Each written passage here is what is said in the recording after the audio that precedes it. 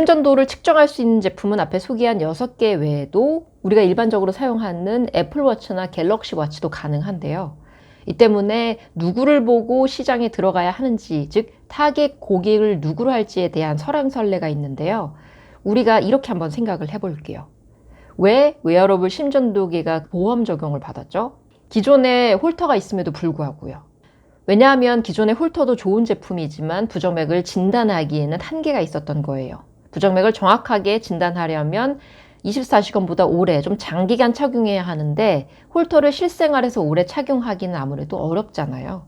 그래서 부정맥을 보다 정확하게 진단하기에 장기간 착용이 가능한 웨어러블 심전도계가 나왔고 또 수가로 뒷받침이 되었죠. 때문에 웨어러블 심전도계는 부정맥의 치료가 필요한 사람에게 가장 먼저 다가가야 합니다. 그럼 이분들이 누굴까요? 바로 홀터를 처방받았지만 부정맥 여부를 정확하게 진단받을 수 없었던 사람들이에요. 즉, 첫 번째 타겟 시장은 홀터 마켓입니다. 그럼 그 이후에는요?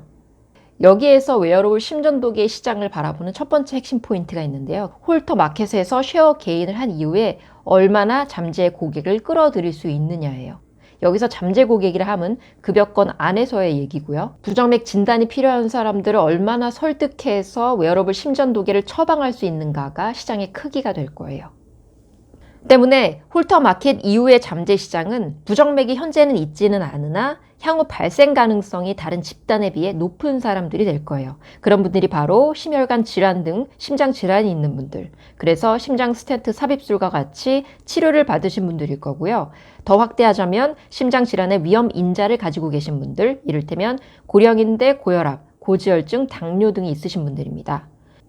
정리하자면 이런 분들에게 부정맥의 조기 진단, 치료 등의 의료 혜택을 주기 위해서 웨어러블 심전도계가 급여권에 들어왔다라고 볼 수 있습니다.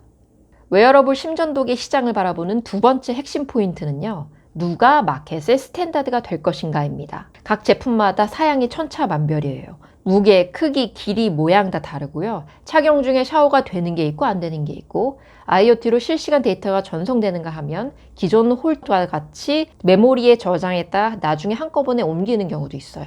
최대 사용시간 얼마나 되는지, 임상실험은 얼마나 했는지, 비즈니스 모델은 어떻게 가져가는지 등 모두 다 다릅니다. 그럼 어떤 제품이 마켓의 스탠다드가 될까요? 무엇보다 고객의 니즈를 정확하게 파악한 제품이 시장의 선택을 받을 거예요. 대표적인 것만 얘기를 해보면요. 이 제품은 부정맥을 진단하기 위해서 만들어졌어요. 최대 14일까지 측정이 가능하도록 제품이 만들어졌고 또 수가도 그렇게 되어 있습니다. 다만 부정맥을 진단함에 있어서 실제로 어느 정도 기간을 착용해야 되는지에 대한 데이터는 이제 쌓이기 시작했어요. 웨어러블 디바이스는 홀터보다 착용이 간편하지만 마찬가지로 몸에 붙일 때에는 일회용 전극을 사용하기 때문에 오래 붙이게 되면 피부가 빨개지거나 또 가려움증이 생기는 불편함이 있습니다.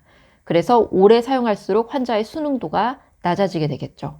그래서 하루보다는 길지만 가능한 한 짧은 시간 동안 착용하면서 부정맥을 정확하게 진단할 수 있다면 그런 제품이 시장의 호응을 받을 겁니다. 이 장표는 하루부터 14일까지 착용하는 동안 부정맥을 발견할 확률을 나타낸 임상 연구 자료인데요. 실제로 국내에서는 얼마 동안 착용하는 게 부정맥 진단에 최적일지는 앞으로 데이터를 쌓아가며 확인할 내용입니다. 웨어러블 심전도기 시장은 이제 막 열리기 시작했어요. 무엇보다 고객의 니즈에 맞추어 최적의 솔루션을 제공하는 제품이 시장의 선택을 받을 겁니다. 이 제품이 부정맥으로 고통받는 사람들을 돕고 또 예방할 수 있는 솔루션이 될 겁니다.